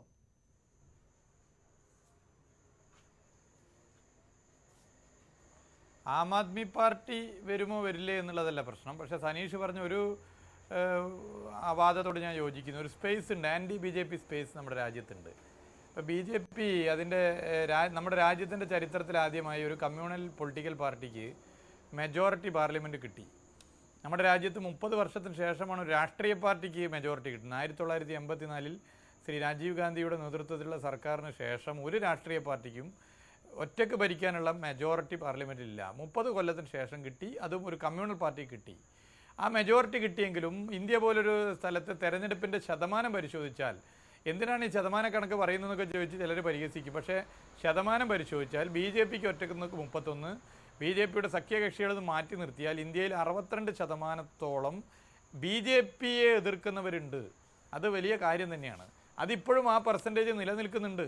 അതായത് ഇന്ത്യൻ ജനങ്ങളിൽ 62%, 100-ൽ 62 പേർ BJP ഉയർത്തുന്ന അപകടകരമായ രാഷ്ട്രീയത്തെ അംഗീകരിക്കുന്നില്ല. ഇനി BJPക്ക് വോട്ട് ചെയ്ത 31 പേരെ നിങ്ങളെടുത്തോ, 100-ൽ 31 പേരെ. ആ 100-ൽ 31 പേരിൽ 10 പേരൊഴികെ 21 പേരും മൻമോഹൻ സിംഗ് സർക്കാരിൻ്റെ നയത്തിൽ പൊറുതി മുട്ടിയ BJPക്ക് വോട്ട് ചെയ്തത്, അല്ലാതെ ഹിന്ദു രാഷ്ട്രമോ ഹിന്ദുത്വ അജണ്ടയോ അംഗീകരിക്കുന്നതല്ല. അങ്ങനെ പരിശോധിക്കുമ്പോൾ ഇന്ത്യൻ ജനസംഖ്യയിൽ 10% മാത്രമേ ഇവരുടെ ഈ അപകടകരമായ രാഷ്ട്രീയത്തെ പിന്തുണക്കുന്നുള്ളൂ. 90% പിന്തുണക്കുന്നില്ല. ഇത് തന്നെയാണ് സ്പേസ്. ഈ സ്പേസ് ഉണ്ട്. ഇത് പറയുമ്പോൾ നവ ഉദാരവൽക്കരണ നയം എന്നൊക്കെ പറഞ്ഞ് അതിനെ അങ്ങോട്ട് രാജേഷ് ചെറുതാക്കണ്ട.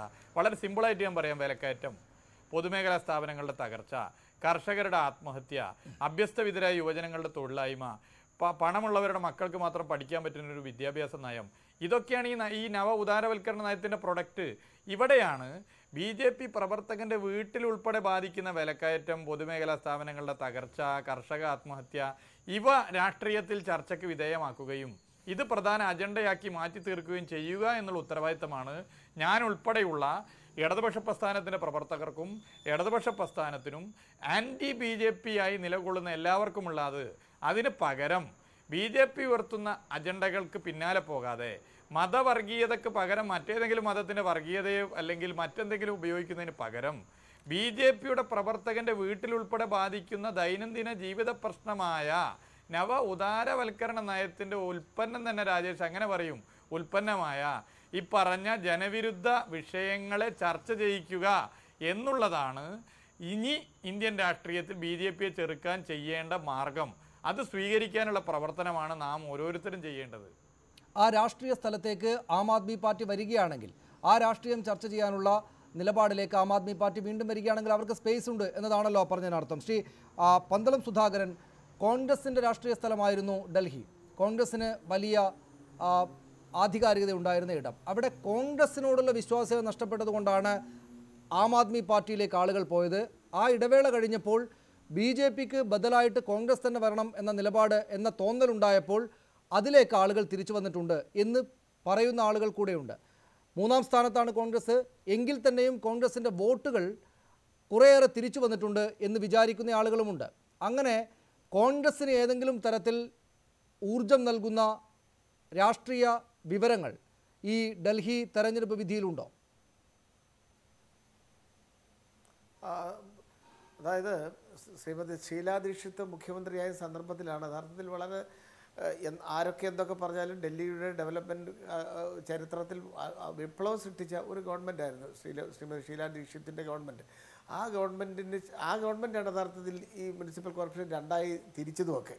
പക്ഷേ അതിൻ്റെ ഒരു ബെനിഫിറ്റ് യഥാർത്ഥത്തിൽ തെരഞ്ഞെടുപ്പിൽ ജനങ്ങൾ കോൺഗ്രസ്സിന് നൽകിയില്ല എന്നുള്ളതൊരു യാഥാർത്ഥ്യമാണ്. ഞങ്ങൾ അതിന് ഗൗരവമായി കാണുന്നു. ഇപ്പോൾ തന്നെ ഈ സംസ്ഥാന ഉപതെരഞ്ഞെടുപ്പുകളിലൊക്കെ ഞങ്ങൾക്ക് വളരെ അങ്ങേയറ്റത്തെ ക്ഷീണം സംഭവിച്ചു എന്നൊരു യാഥാർത്ഥ്യമാണ്. അതെല്ലാം ഉൾക്കൊണ്ടുകൊണ്ട് ഒരു പുനരേകീകരണം അല്ലെങ്കിൽ ഒരു തിരിച്ചുവരവിനുള്ള ശ്രമമാണ് യഥാർത്ഥത്തിൽ കോൺഗ്രസ് അവിടെ നടത്തിക്കൊണ്ടിരിക്കുന്നത്. അതിൻ്റെ ഉത്തരവാദിത്തം ഏറ്റെടുത്തുകൊണ്ട് PCC അധ്യക്ഷൻ രാജിവെച്ചു. അതുപോലെ തന്നെ ശ്രീ PC ചാക്കോ രാജി സന്നദ്ധ പ്രകടിപ്പിച്ചു. അതൊക്കെ ഒരു രാഷ്ട്രീയ മര്യാദയാണ്. പക്ഷേ ഞങ്ങൾക്ക് പൂർണ്ണ വിശ്വാസമുള്ളത് ഇപ്പം 3-ാം സ്ഥാനത്താണ് എത്തിയത് എങ്കിൽ കൂടി, ഇപ്പം നമുക്ക് എത്തിയതെങ്കിൽ കൂടി ആ ഡൽഹിയിലെ ജനങ്ങൾ കോൺഗ്രസിനെ കൈവിട്ടിട്ടില്ല എന്നുള്ളത് തന്നെയാണ്. പിന്നെ BJPയുടെ ഈ അമിതമായ പണസ്വാധീനം, അതിൻ്റെ അധികാരത്തിൻ്റെ അഹങ്കാരം, ഇതെല്ലാം കൂടി യഥാർത്ഥത്തിൽ വോട്ടാക്കി മാറ്റുന്നതിന് ഉള്ള സാഹചര്യം ഉണ്ടായി എന്നുള്ളതാണ് യാഥാർത്ഥ്യം. അതെന്നും നിലനിൽക്കണമെന്നൊന്നുമില്ല. കോൺഗ്രസ് തീർച്ചയായും അവധാനതയോടുകൂടി തെറ്റുകൾ മനസ്സിലാക്കി പരസ്പരം കുറ്റപ്പെടുത്താതെ ഒരു പുതിയ തലമുറ തെരഞ്ഞെടുപ്പ് രംഗത്തേക്ക് വന്നാൽ തീർച്ചയായും കോൺഗ്രസ് വീണ്ടും ഡൽഹിയിൽ മാത്രമല്ല ദേശീയ തലത്തിൽ തന്നെ മുന്നണിയിലേക്ക് വരും എന്ന കാര്യത്തിൽ യാതൊരു സംശയമില്ല. ഇവിടെ ശ്രീ മുഹമ്മദ് റിയാസ് പറഞ്ഞ പോലെ ശരിയാണ്. നവ ഉദാരവൽക്കരണം എന്നൊക്കെ പറഞ്ഞു. ശ്രീ എം എം മണി പറയുന്ന പോലെ എനിക്കത് നാടൻ ഭാഷയിൽ പറയാൻ അറിയില്ലെങ്കിൽ പോലും സത്യത്തിൽ കേരളത്തിൽ നമ്മൾ അതല്ലേ അനുഭവിച്ചുകൊണ്ടിരിക്കുന്നത്. കേരളത്തിൻ്റെ ചരിത്രത്തിൽ ഏറ്റവും വലിയ വിലക്കയറ്റം അരി.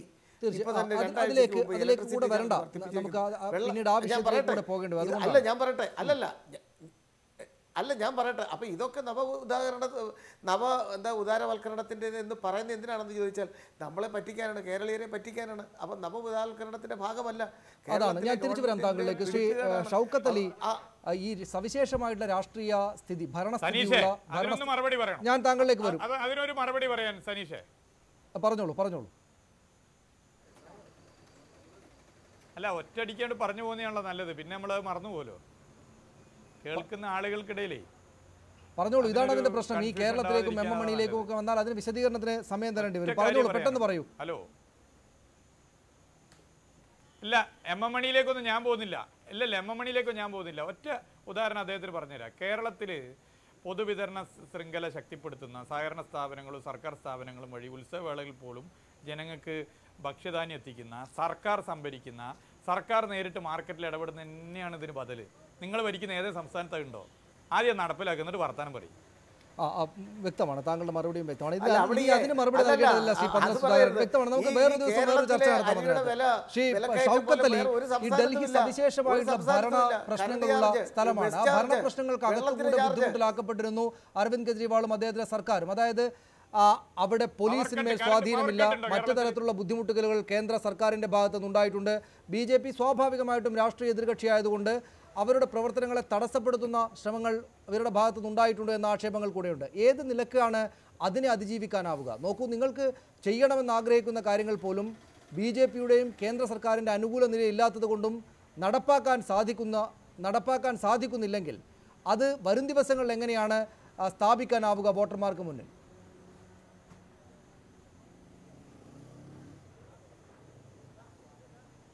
ആം ആദ്മി പാർട്ടി എല്ലാ പരിമിതികളുടെ ഇടയിലും ജനങ്ങൾക്ക് വേണ്ടിയിട്ടുള്ള കാര്യങ്ങൾ ചെയ്തിട്ടുണ്ട് എന്ന് ഇന്നിപ്പോൾ ക്രിയാത്മകമായി വിമർശിക്കുന്ന ഇപ്പോൾ ഇവിടെ സൂചിപ്പിച്ച സന്തോഷ് പോലും അത് പറഞ്ഞിട്ടുണ്ട്. ഞാൻ അതിലേക്ക് കടക്കുന്നില്ല. ഇവിടെ നേരത്തെ റിയാസ് പറഞ്ഞ ഒരു കാര്യം, മുഹമ്മദ് റിയാസ് പറയുകയാണ് പ്രത്യയശാസ്ത്രമില്ല, ഒരു പ്രത്യേക വികാരത്തിൻ്റെ മുകളിൽ പോകുന്നു. ആ തരത്തിലേക്കുള്ള ചില ചർച്ചകളോടെ വരികയുണ്ട്. അതൊന്നും പറയാതെ വയ്യ.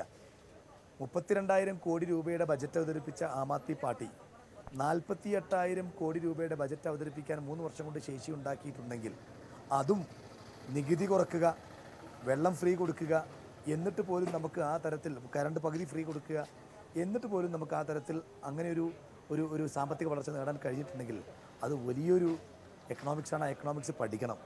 ഈ വായിൽ കൊള്ളാത്ത വാക്കുകൾ ഉപയോഗിച്ച് പ്രത്യയശാസ്ത്രങ്ങളുടെ പേരും വേറെ പല കാര്യങ്ങളും പറഞ്ഞിട്ട് ഇല്ലാത്തത് പറയണ്ട. രണ്ടാമത്തത് നിങ്ങൾ ചെയ്ത ഗുണഫലങ്ങൾ നാട്ടുകാർക്ക് അനുഭവവേദ്യമായിട്ടുണ്ടെങ്കിൽ അത് മാത്രമാണ് വോട്ടാവുക എങ്കിൽ നിങ്ങൾ ജയിക്കേണ്ടതായിരുന്നു. നിങ്ങളുടെ പ്രവർത്തനങ്ങൾ മികച്ച നിലക്കായിരുന്നെങ്കിൽ നിങ്ങൾ ഈ തെരഞ്ഞെടുപ്പിൽ വിജയിക്കേണ്ടതായിരുന്നു. അതല്ല ഉണ്ടായിരിക്കുന്നത്. നിങ്ങൾ വലിയ തോതിലുള്ള തിരിച്ചടിയേറ്റു. അതുകൊണ്ട് രാഷ്ട്രീയമായിട്ട് എന്തോ ഒരു മിസ്സിംഗ് നിങ്ങളുടെ സംഘടനയ്ക്ക്, രാഷ്ട്രീയ പാർട്ടിക്ക് ഉണ്ട് എന്നത് വ്യക്തമല്ലേ? ആ മിസ്സിങ് രാഷ്ട്രീയമായുള്ളൊരു സ്ഥിരമായിട്ടുള്ള പ്രത്യയശാസ്ത്രത്തിൻ്റെ ഇല്ലായ്മയാണ്. കൃത്യമായിട്ടുള്ള രാജ്യത്തെ രാഷ്ട്രീയ സാഹചര്യങ്ങളെ പരിഗണിച്ചുകൊണ്ടുള്ളൊരു പൊളിറ്റിക്കൽ ഐഡിയോളജി നിങ്ങൾക്കില്ലാത്തതിൻ്റെ പ്രശ്നമാണ് എന്ന് ചൂണ്ടിക്കാണിക്കുന്നതിനെ തള്ളിക്കളഞ്ഞാൽ ഭാവിയിൽ മുന്നോട്ട് പോക്ക് എളുപ്പമാകുമെന്നാണോ കരുതുന്നത്?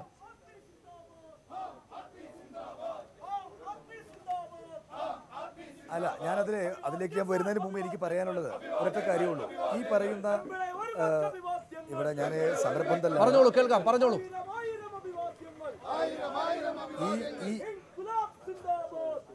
താങ്കൾ പറഞ്ഞോളൂ, ഞങ്ങൾക്ക് കേൾക്കാം. പറയുന്ന വിഷയത്തിൽ കെജ്രിവാൾ കൃത്യമായിട്ട് ചില നിലപാടുകളും എനിക്ക് ഇവിടെ നിങ്ങളുടെ ഹലോ.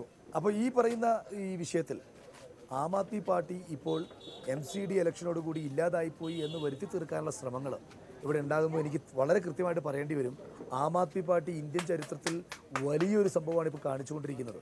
ഇപ്പോൾ എന്താ നടന്നുകൊണ്ടിരിക്കുന്നത്? കൃത്യമായി ഡൽഹിയിൽ ഒരിക്കൽ വിട്ടുപോയിട്ട് രണ്ടാമത് 70-ൽ 67 വന്നു. പിന്നെ അത് കഴിഞ്ഞ് ലോക്സഭയിൽ നമുക്ക് 4 MP ഇറക്കി കിട്ടിയിരുന്നു. ഇപ്പോൾ പഞ്ചാബിൽ ഇന്ത്യയുടെ ചരിത്രത്തിൽ ആദ്യമായിട്ട് മത്സരിക്കുന്ന ഒരു പാർട്ടിക്ക് പ്രതിപക്ഷ നേതാവിൻ്റെ സ്ഥാനത്തിരിക്കാൻ പറ്റുന്ന തരത്തിലേക്ക് വിജയം കിട്ടാൻ കഴിയുക എന്നുള്ളത്. ഇപ്പോൾ ഗോവയിൽ നമുക്ക് 6% സംതിങ് നമുക്ക് വോട്ട് കിട്ടിയിട്ടുണ്ട്. ഇനി ഒരു സംസ്ഥാനം കൂടി നമ്മൾ കൃത്യമായി കവർ ചെയ്യുകയാണെങ്കിൽ വെറും 6% വോട്ട് മാത്രം കിട്ടിയാൽ മതി, ദേശീയ പാർട്ടിയായി. ഇപ്പോൾ പറയുന്ന CPM-ന് പോലും ദേശീയ പാർട്ടി പദവി നഷ്ടപ്പെട്ടിരിക്കുകയാണ്, 10 വർഷത്തെ ഇളവ് കൊടുത്തിരിക്കുകയാണ്. അപ്പം ഇത് നശിച്ചു പോയി, ഇല്ലാണ്ടായി എന്നൊക്കെ പറയുന്നത് വെറും മലർപ്പൊടിക്കാരുടെ സ്വപ്നം മാത്രമാണ്. തീർച്ചയായും അങ്ങനെ ആയിരിക്കട്ടെ, ആ വിശ്വാസം ശ്രീ ബി രാജേഷ്, ഇതിനകത്ത് കാണേണ്ടുന്ന ഒരു കാര്യം, ഈ പറയുന്ന അവർക്ക് ദേശീയ പാർട്ടി ആകും കൂടുതൽ വോട്ടുകൾ കിട്ടും എന്നതടക്കമുള്ള പ്രതീക്ഷകളുണ്ട്. അതോടൊപ്പം കാണേണ്ടുന്ന ഒരു കാര്യം, കോൺഗ്രസ് ഒരല്പം ചെറിയ തോതിലാണെങ്കിലും നില മെച്ചപ്പെടുത്തിയിട്ടുണ്ട് അവിടെ എന്നാണ്. എന്ന് വെച്ചാൽ കോൺഗ്രസ് പൂർണ്ണമായിട്ടും അങ്ങോട്ട് ഇല്ലാതാവുക, കോൺഗ്രസ് മുക്ത ഭാരതമാവുക എന്നതല്ല. ദേശീയ പാർട്ടി എന്ന നിലയിൽ വലിയ തോതിൽ വിജയങ്ങൾ ഉണ്ടാക്കിക്കൊണ്ടിരിക്കുന്ന BJPക്ക് എതിർ നിൽക്കാനുള്ള ശേഷി ഇപ്പോഴും അവർക്കുണ്ട് എന്ന ഊർജം നൽകുകയല്ലേ അത് ചെയ്യുക?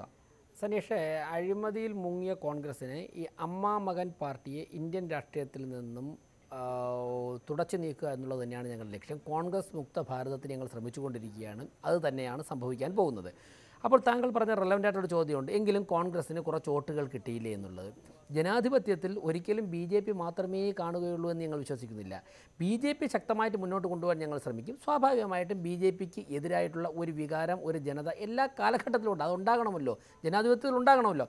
ആ വോട്ട് ഒരു പക്ഷേ കോൺഗ്രസ് നേതാക്കന്മാരുടെയും പാർട്ടിയുടെയും സ്വാധീനം കൊണ്ടുള്ള വോട്ടും BJP വിരുദ്ധ വോട്ടുകളും ആ ഭാഗത്ത് കേന്ദ്രീകരിക്കുന്നത് കൊണ്ട് ചില സമയങ്ങളിൽ കോൺഗ്രസിന് മെച്ചമുണ്ടായിരിക്കാം, ചില സമയങ്ങളിൽ കോൺഗ്രസ് പിന്നോക്കം പോയേക്കാം.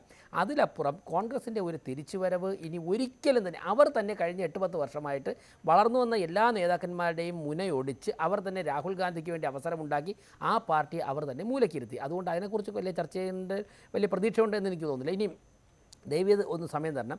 റിയാസ് ചില കാര്യങ്ങൾ പറഞ്ഞു. റിയാസ് വേറൊരു മഹത്വമായ ഒരു മറ്റൊരു തലത്തിൽ നിന്നുകൊണ്ടാണ് സംസാരിക്കുന്നത്. ഇവിടെ കേരളത്തിൽ റിയാസ് വിലക്കയറ്റത്തെക്കുറിച്ച് ഞാൻ ഒരുപാട് പോകുന്നില്ല. കേരളത്തിൽ എന്ത് നിങ്ങൾ ചർച്ച ചെയ്യുന്നില്ല? കേരളത്തിൽ സെൻട്രൽ ഗവൺമെൻറ് തന്ന റേഷനരി എഫ്സിയുടെ ഗോഡ അല്ലല്ല റിയാസ് പറഞ്ഞു, ഞാൻ എപ്പോഴും പറഞ്ഞില്ല. അല്ല, റിയാസിന് സമയം കൊടുത്തോളൂ. നിൽക്കാം. ഒന്ന് ഞാൻ പറഞ്ഞോട്ടെ, FCIയുടെ ഗോഡകളിൽ നിന്നും എടുത്ത് മാറ്റാൻ സാധിക്കുന്നില്ല.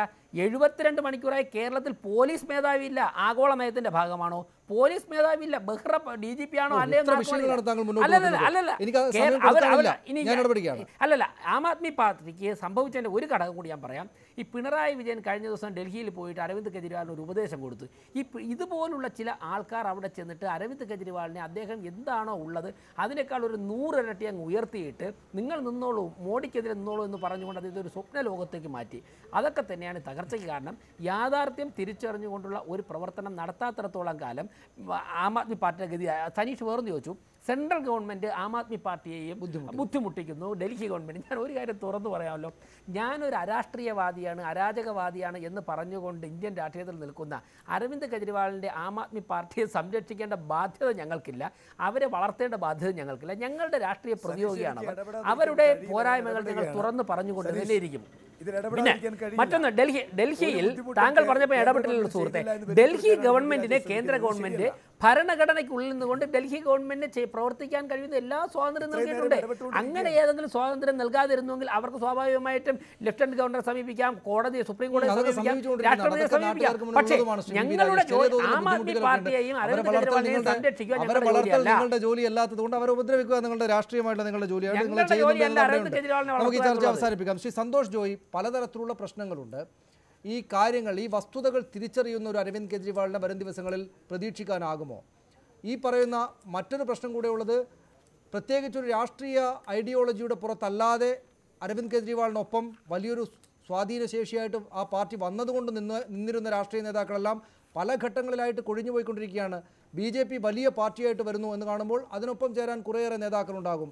ഇനി ഈ ദുർബലമായ പാർട്ടിയെയും കൊണ്ട് രക്ഷപ്പെടുത്തിയെടുക്കാൻ, വൈകി അദ്ദേഹത്തിന് ബുദ്ധി ഉദിച്ചിട്ടുണ്ടെങ്കിൽ തന്നെയും രക്ഷപ്പെടുത്തിയെടുക്കാൻ അരവിന്ദ് കെജ്രിവാളിന് സാധിക്കുമോ? ബദൽ പാർട്ടിക്ക്, ബദൽ രാഷ്ട്രീയത്തിന് സ്വാധീനം ഉണ്ടാക്കാനായേക്കാം നാട്ടിൽ. പക്ഷേ അരവിന്ദ് കെജ്രിവാളിൻ്റെ ആം ആദ്മി പാർട്ടി ഈ നിലക്ക് മുന്നോട്ട് പോകുമോ? 2015 നമ്മൾ കണ്ട ഒരു കാര്യമാണ്, അരവിന്ദ് കെജ്രിവാളിനെ മാപ്പ് പറഞ്ഞ് ആൾക്കാരെ പിന്നെയും കൺവിൻസ് ചെയ്യാനുള്ള ഒരു കഴിവുള്ള ഒരു മനുഷ്യനാണ് അരവിന്ദ് കെജ്രിവാൾ. അപ്പോൾ ആ ഒരു കാര്യം ഇനിയും അരവിന്ദ് കെജ്രിവാൾ ചെയ്യുമോ ഇല്ലയോ എന്നുള്ളൊരു കാര്യം നമുക്കിനിയും കണ്ടറിയാം. പക്ഷേ ഡൽഹി ഗവൺമെൻറ്റിന് എത്ര സ്വാധീനമുണ്ടെന്ന് അനീസ് ചോദിച്ചല്ലോ. അപ്പം രണ്ട് എക്സാമ്പിൾ പറഞ്ഞിട്ട് ഞാൻ നിർത്താം. ഡൽഹി സെക്രട്ടേറിയറ്റ് ഒരു ഫ്ലോറുണ്ട്, ആ ആൻറ്റി കറപ്ഷൻ ബ്യൂറോ ഒരു ഫ്ലോർ. ആ ഫ്ലോറിനകത്ത് ഡൽഹി പോലീസും അല്ല, ഡൽഹി ഹോം ഗാർഡും അല്ല, പക്ഷേ നരേന്ദ്രമോദിയുടെ CRPF ആണ്, ഹോം മിനിസ്ട്രിയുടെ. ആ ഫ്ലോറിനകത്ത് അരവിന്ദ് കെജ്രിവാളിന് പോലും പോകാൻ പറ്റത്തില്ല. അരവിന്ദ് കെജ്രിവാളിൻ്റെ ഓഫീസിൽ IAS ഓഫീസേഴ്സിനെ അപ്പോയിൻറ്റ് ചെയ്യണമെങ്കിൽ IAS ഓഫീസേഴ്സ് ഇല്ല.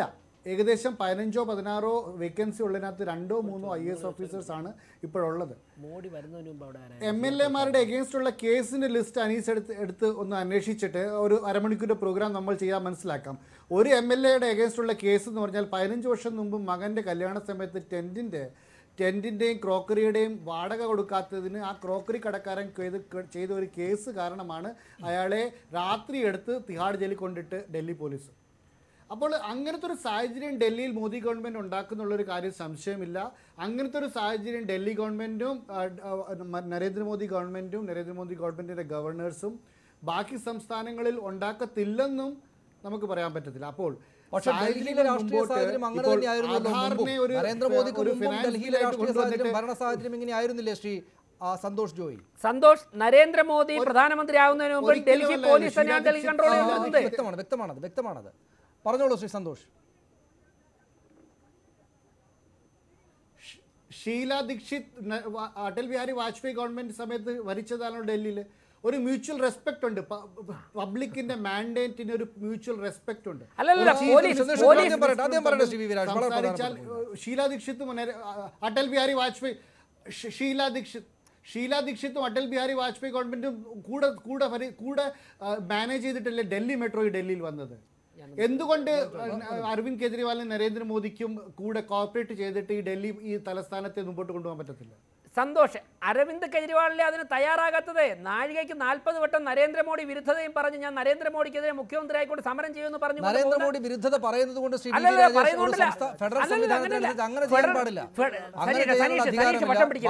സനീഷ് പക്ഷം പിടിക്കരുത്. അരവിന്ദ് കെജ്രിവാളാണ് പോലീസിന്റെ കാര്യം പറഞ്ഞാൽ അങ്ങനെയല്ല. ഈ സർക്കാരിന്റെ കാലത്ത് നരേന്ദ്രമോദി സർക്കാർ വലിയ തോതിൽ അരവിന്ദ് കെജ്രിവാളിനെ ഉപദ്രവിക്കുന്നു. ഞാൻ സന്തോഷം മറുപടി കൊടുത്തോട്ടെ.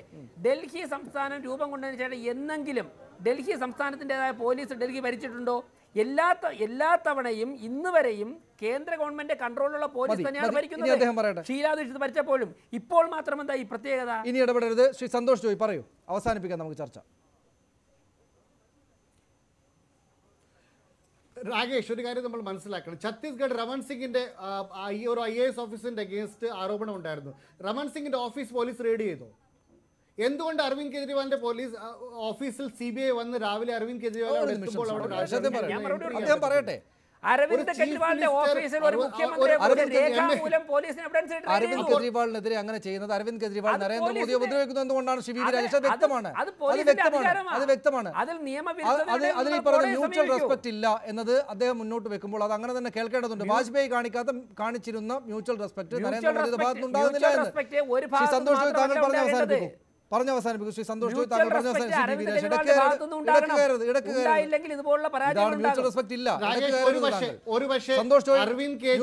ഇനി അങ്ങോട്ട് ബി വി രാജേഷ് തരും. താങ്കൾ സംസാരിച്ച് ചർച്ച അവസാനിപ്പിക്കും. ഇതെല്ലാം അരവിന്ദ് കെജ്രിവാളും നരേന്ദ്രമോദി ഇതെല്ലാം passing face of Indian politics ആണ്. പക്ഷേ ഈ ഡെമോക്രസി നിലനിൽക്കണമെങ്കിൽ പോളിറ്റിക്സിൽ കേന്ദ്ര സർക്കാരും സ്റ്റേറ്റ് ഗവൺമെൻറ്റും തമ്മിലൊരു മ്യൂച്വൽ റെസ്പെക്റ്റ് വേണം. അത് മാത്രമല്ല, സ്റ്റേറ്റ് ഗവൺമെൻറ്റിനുള്ള പരിധികളും സ്റ്റേറ്റ് ഗവൺമെൻറ്റിലുള്ള കോൺസ്റ്റിറ്റ്യൂഷണൽ റൈറ്റ്സിനെ സെൻട്രൽ ഗവൺമെൻറ് റെസ്പെക്ട് ചെയ്യണം. അത് ഒരു പക്ഷേ BJP കാര്യം മനസ്സിലാകും. BJP സ്റ്റേറ്റ്ഹുഡിന് വേണ്ടി പ്രക്ഷോഭണം ചെയ്ത ഒരു പാർട്ടിയാണ് ഈ ഡൽഹിയിൽ. പക്ഷേ ആ ഒരു കാര്യം ഒന്നും മനസ്സിലാക്കാതെ അരവിന്ദ് കെജ്രിവാളിനെ ഒരു ചീഫ് മിനിസ്റ്ററിൻ്റെ ഒരു ബെയർ മിനിമം റെസ്പെക്റ്റ് പോലും ചെയ്യാതാണ് ഈ ഡൽഹിയിൽ അരവിന്ദ് കെജ്രിവാൾ ചീഫ് മിനിസ്റ്ററായിട്ട് ഇന്ന് തീർച്ചയായും അത് അങ്ങോട്ട് തിരിച്ച് നരേന്ദ്രമോദിക്ക് ആ റെസ്പെക്ട് കൊടുക്കാത്തതുകൊണ്ടാണ് എന്ന ആക്ഷേപം കൂടെ BJPയുടെ ഭാഗത്തുനിന്നുണ്ടാകും. എങ്കിൽ തന്നെയും ഈ പ്രതിസന്ധികളെ അതിജീവിച്ച് എങ്ങനെയാണ് അരവിന്ദ് കെജ്രിവാൾ തിരിച്ചെത്താനാകുമോ ആ പാർട്ടിക്കും അദ്ദേഹത്തിനും എന്നതാണ് സ്വാഭാവികമായിട്ടും വരും ദിവസങ്ങളിൽ കാണേണ്ടത്. വളരെ നന്ദി ശ്രീ സന്തോഷ് ജോയ്, ശ്രീ വി രാജേഷ്, ശ്രീ പന്തളം സുധാകരൻ, ശ്രീ ഷൗക്കത്ത് അലി ഏരോത്ത്, ശ്രീ മുഹമ്മദ് റിയാസ് ഈ ചർച്ചയിൽ പങ്കെടുത്തതിന്. പ്രൈം ഡിബേറ്റ് പൂർണ്ണമാവുകയാണ്. ഒരിക്കൽ കൂടി പ്രധാന വാർത്തകളിലേക്ക്. സംസ്ഥാന സമിതിയിൽ CPIക്കെതിരെ ആഞ്ഞടിച്ച് കോടിയേരി ബാലകൃഷ്ണൻ. മൂന്നാറിലെ വൻകിട കയ്യേറ്റങ്ങൾ ഒഴിപ്പിക്കുന്നതിൽ CPIക്ക് ഇരട്ടത്താപ്പ്. മുഖ്യമന്ത്രി ഒറ്റപ്പെടുത്താൻ നീക്കമെന്നും സംസ്ഥാന സമിതിയിൽ കോടിയേരി. സ്വത്ത് സമ്പാദനത്തെ ന്യായീകരിച്ച് മന്ത്രി മണിയുടെ സഹോദരൻ 10 കോടി സമ്പാദിച്ചത് ഏലം കൃഷിയിലൂടെയെന്നും MM ലംബോദരൻ ന്യൂസ് 18നോട്. വിദ്യാഭ്യാസ വായ്പാ തിരിച്ചടവിന് സഹായ പദ്ധതിയുമായി സർക്കാർ. 6 ലക്ഷം രൂപ വരെ വാർഷിക വരുമാനമുള്ളവർക്ക് സഹായം. സംസ്ഥാനത്ത് വ്യാജ മദ്യവിൽപ്പന കൂടിയെന്ന് എക്സൈസ് മന്ത്രി. ചരിത്ര സ്മരണ ഉണർത്തി പഴയ നിയമസഭാ ഹാളിൽ മലയാള ഭാഷാ ബിൽ അവതരണം. ഡൽഹിയിലെ തോൽവിക്ക് പിന്നാലെ ആം ആദ്മി പാർട്ടിയിൽ നേതാക്കളുടെ കൂട്ടരാജി. സഞ്ജയ് സിംഗും ദിലീപ് പാണ്ഡെയും രാജിവെച്ചു. ഒഴിഞ്ഞത് പഞ്ചാബിന്റെയും ഡൽഹിയുടെയും പാർട്ടി ചുമതലക്കാർ. വോട്ടിംഗ് യന്ത്രത്തിന്റെ പിഴവല്ല, പാർട്ടിയുടെ തോൽവിയുടെ കാരണമാണ് കണ്ടെത്തേണ്ടത് എന്ന് MP ഭഗവത് മാൻ. കശ്മീരിലെ കുപ്വാരയിൽ സൈനിക ക്യാമ്പിന് നേരെ ഭീകരാക്രമണം. ക്യാപ്റ്റൻ ഉൾപ്പെടെ 3 സൈനികർ കൊല്ലപ്പെട്ടു. 2 ഭീകരരെ വകവരുത്തി. ആക്രമണത്തിന് പിന്നിൽ മൂടൽമഞ്ഞിന്റെ മറപറ്റിയെത്തിയ ഭീകരർ.